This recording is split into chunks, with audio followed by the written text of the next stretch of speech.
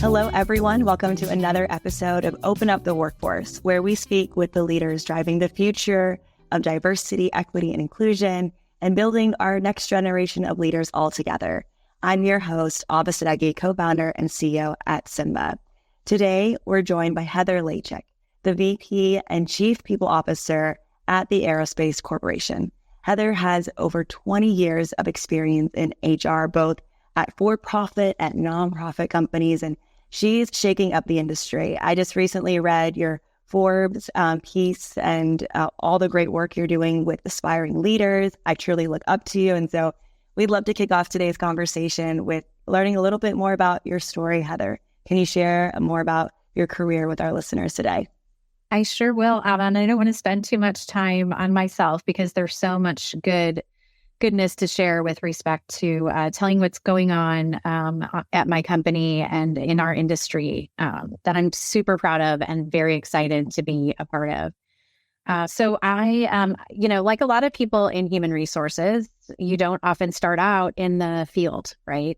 So I have a background in counseling psychology, so started my career at working as a therapist, as a practitioner in private practice. I then also did some work in level 1 trauma center in the emergency room as a psych consult. And in addition to that, worked in academia, got to teach classes, which was really fun at the collegiate level in psychology and organizational behavior.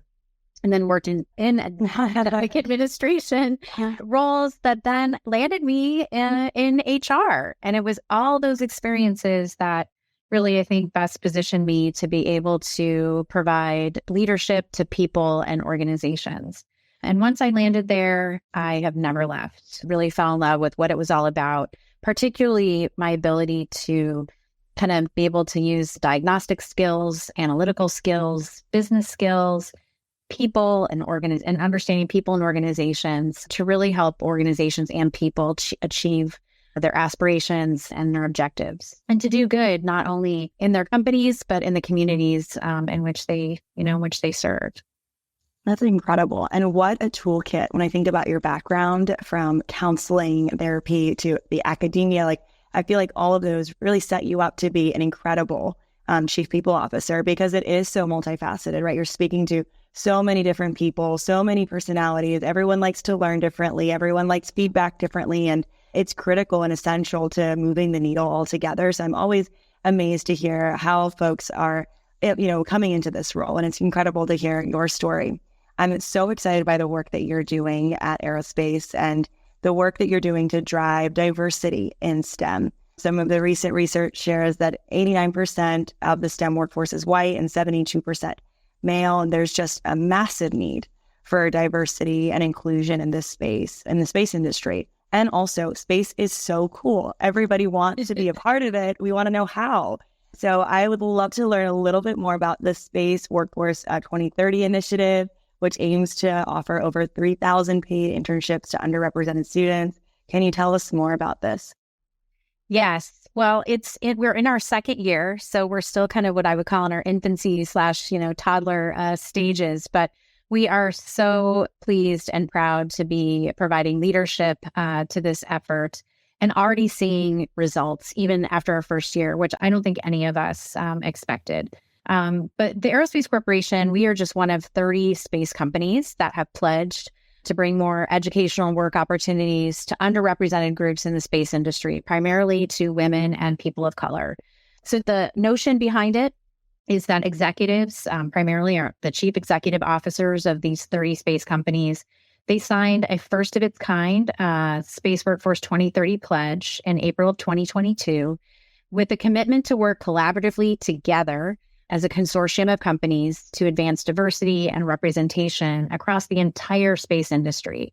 It is an initiative that has been backed by Vice President Kamala Harris in her September 2022 announcement of the White House's commitment to inspire, prepare, and employ the space workforce to strengthen the talent pipeline from end to end. And we have really mirrored our program on that model to inspire, to prepare, and to employ.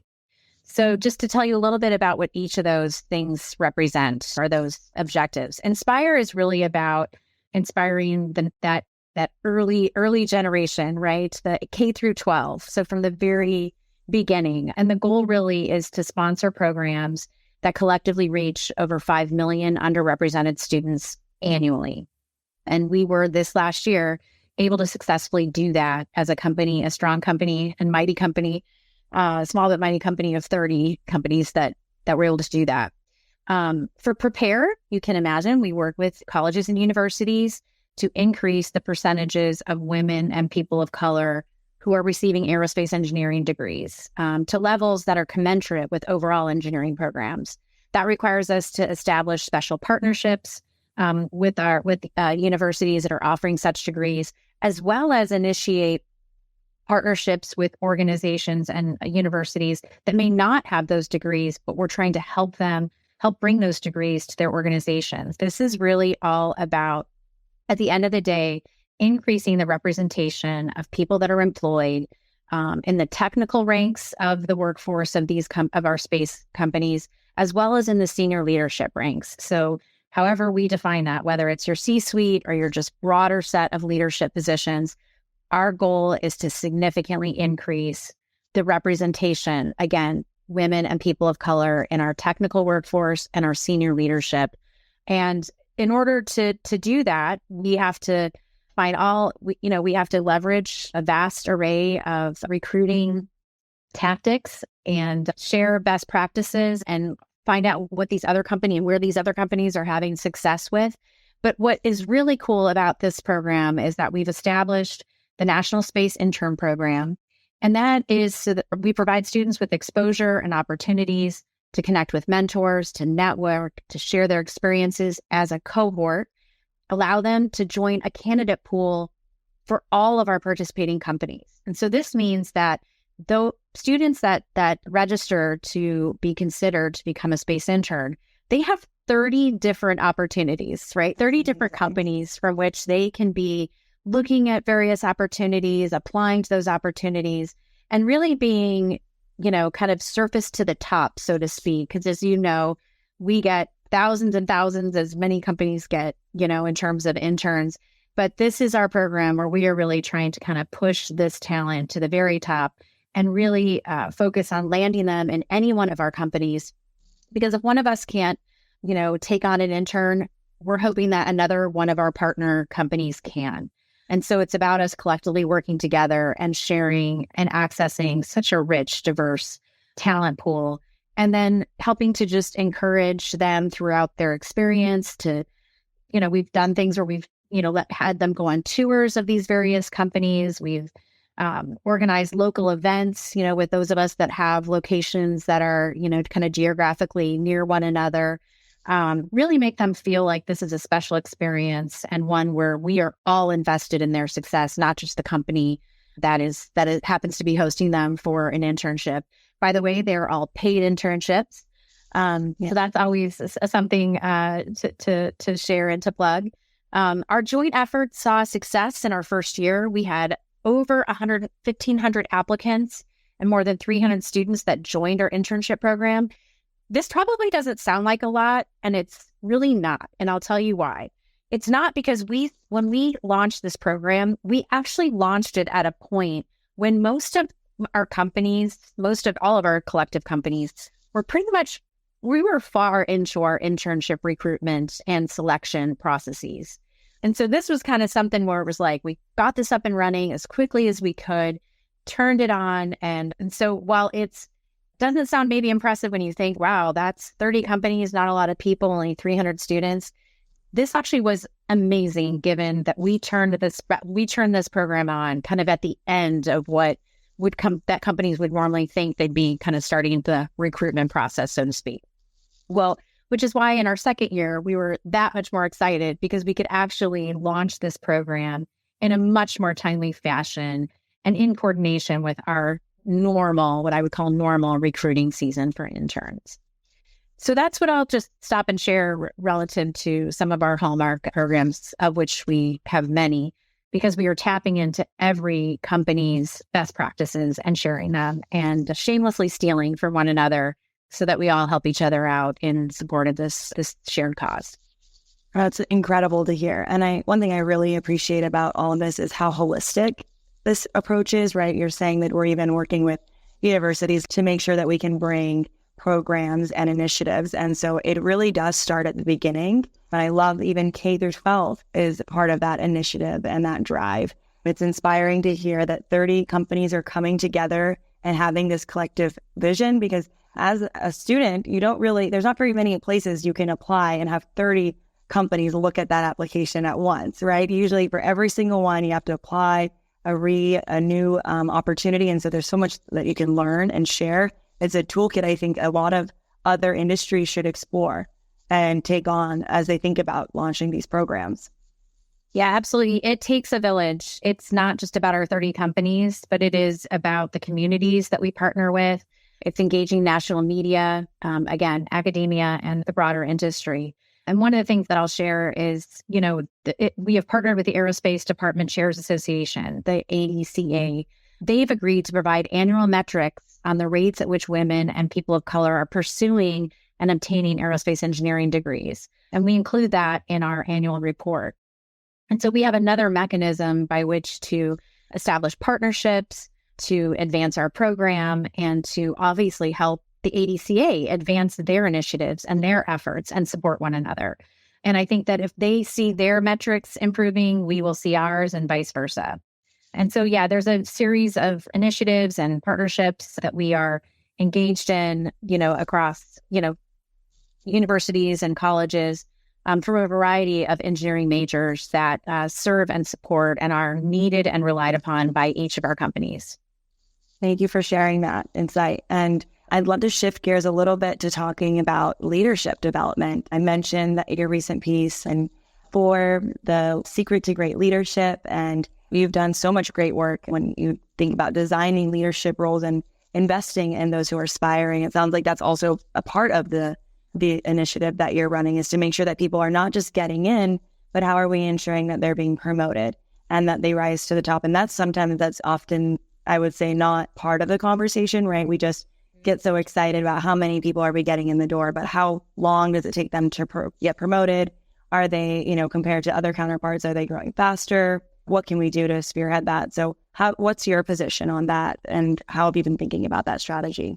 So that is such a great point. And it's probably one of the more important points, right? Because you can recruit and you can, hire, but then they get in, and it's really about engaging, retaining, keeping them excited, helping them to have fulfilling careers. We like to say we don't hire people for a job. We hire people for a career.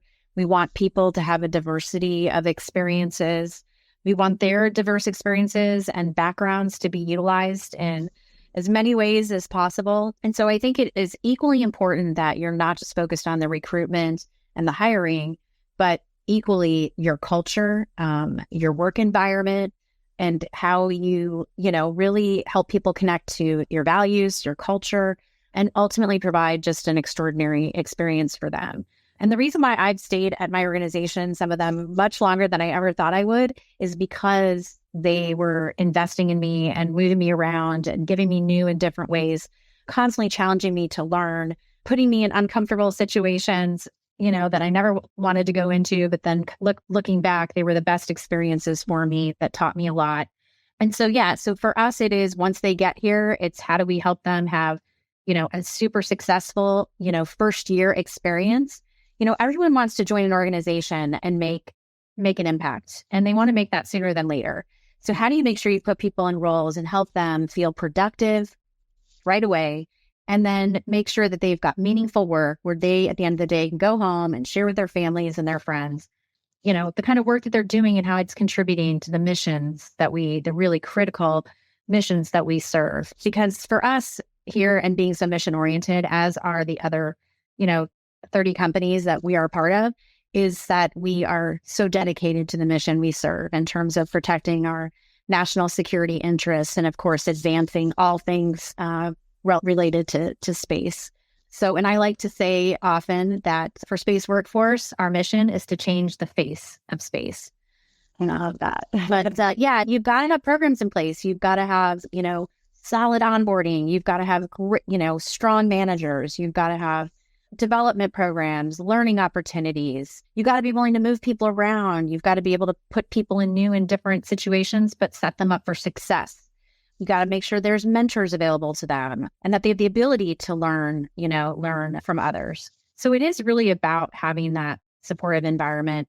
It's also about having, what's so critical for us in our culture are our employee resource groups, so that everyone who joins our organizations feels like they have a community that they can connect to, they can belong to, and know that they've got a community that they can go to for anything, and that will help them connect to the broader aerospace corporation ecosystem or to the industry.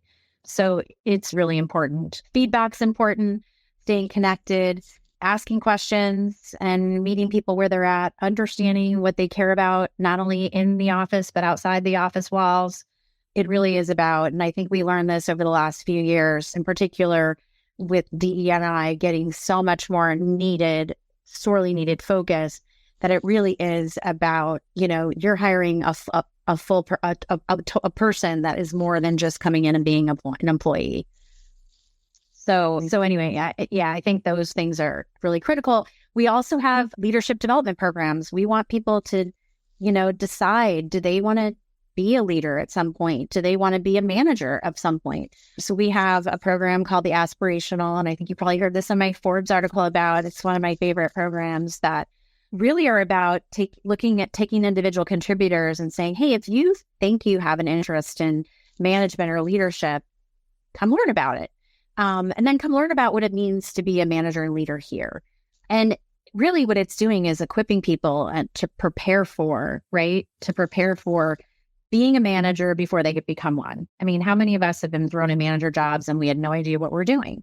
These are the kind of skills you'll need, and this is how we can help you develop those skills. But I do like to say that at the end of every kind of course and cohort, we do have a few that are like, this was not for me. And that is a good thing to figure out.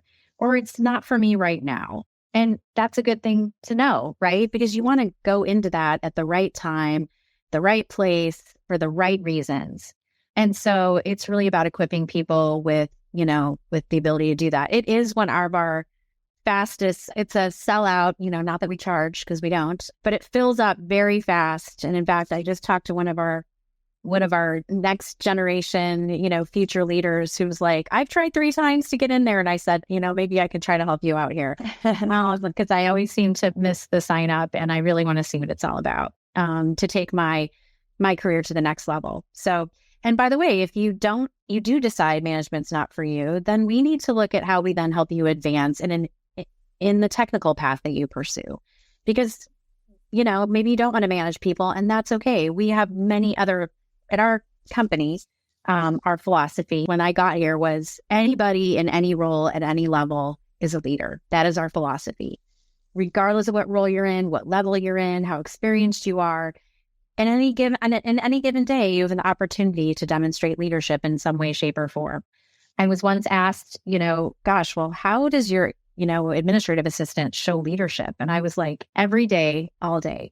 She is anticipating, my needs. She is thinking ahead. She is scenario planning. She is making decisions, and sometimes doesn't know if they're going to be the right ones or the wrong ones, but she's making a decision based on the information she has, and she's demonstrating leadership. And I see it in her every single day. So that's just one example, because sometimes you say, well, how can everyone be a leader? And I believe very much that everyone can be. Even our interns, even our new hires, they can show leadership the very first day they get here. And they certainly can show leadership when they get here and get a chance to work alongside our great people here. So that's incredible. I'm so inspired by your vision and also by the infrastructure you've created to realize this, right? I think I always talk about this with other friends and colleagues and folks in the industry, that we don't learn how to become a manager. And it would be so fantastic to learn some of those skills when you're in school or before you're thrown into it. Because it is so important, and you impact other people's lives and their careers and their development. So it is something that we should be very thoughtful and intentional around. I wanted to ask a little bit more about how you've sustained buy-in with your leaders. I know that you said that the CEOs are the ones who have committed to this initiative, but for diversity, equity, inclusion, is there any work that you do or any guidance and advice you have for other folks listening in to ensure that they can sustain buy-in and resources for these initiatives? So I feel I have been so lucky, Ahva, that I have worked for people, and it's been intentional in terms of the people I've worked for, but I have definitely been blessed to work for people that have cared deeply about and I don't know that I could it'd be hard for me, I think, to work for somebody that wasn't, because it is something I'm so passionate about, and it is something that I feel helps companies be the very best they can be. I think companies can achieve anything they put their minds to with a diverse workforce. And that requires a diverse workforce, but diverse leaders as well.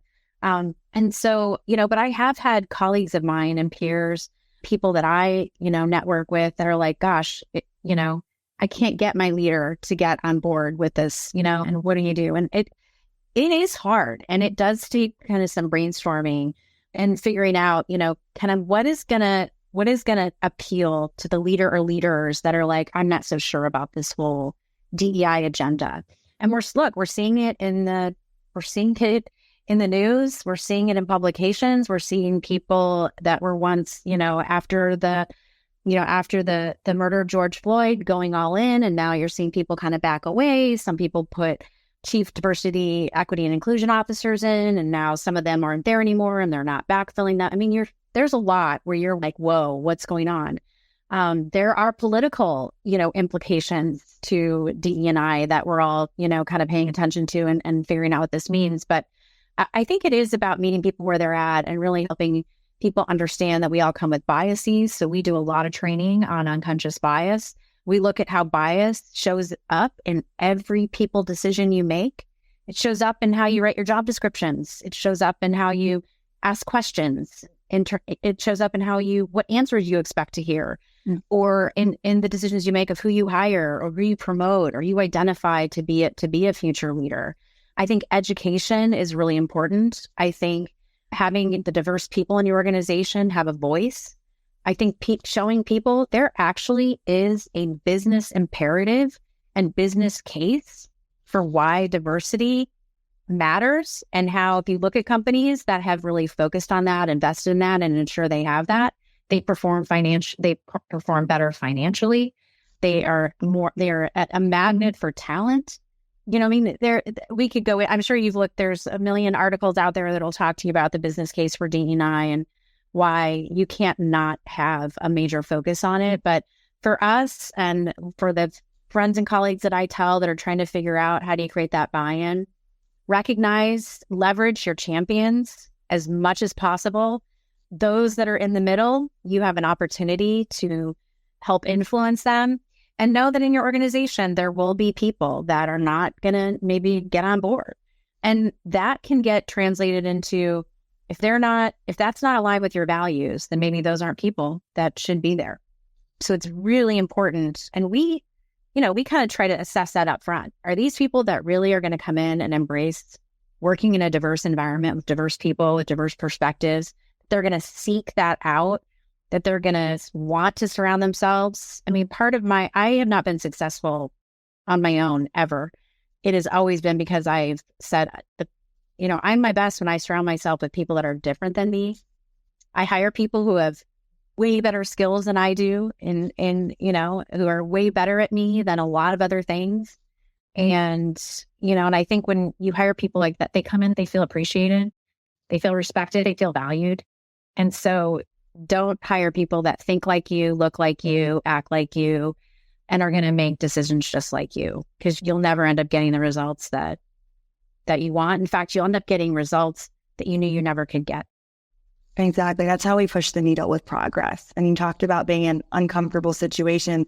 That's how we grow. I always think about, for our muscles, we have to tear them in order for them to grow stronger. And so that's really how we see progress all together. And so, Heather, you have done so much incredible work in this industry, and thank you for all your thought leadership and insights that you've shared.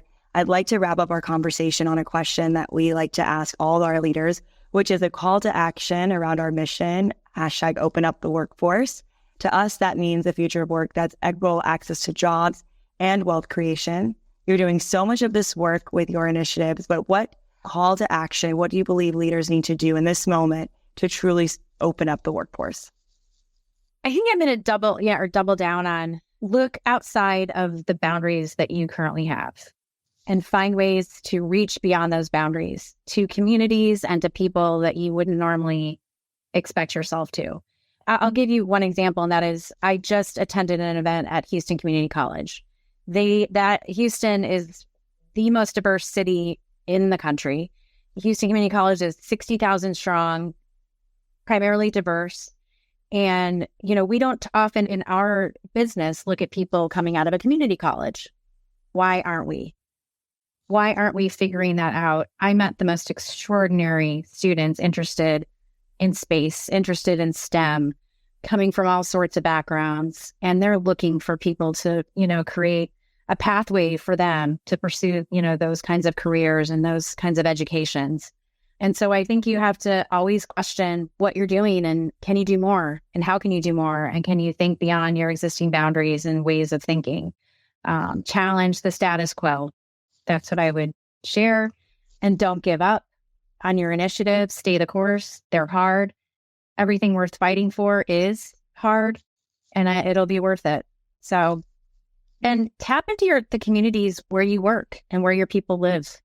Help them see you care more about them than just the walls they come into in an office or whatnot.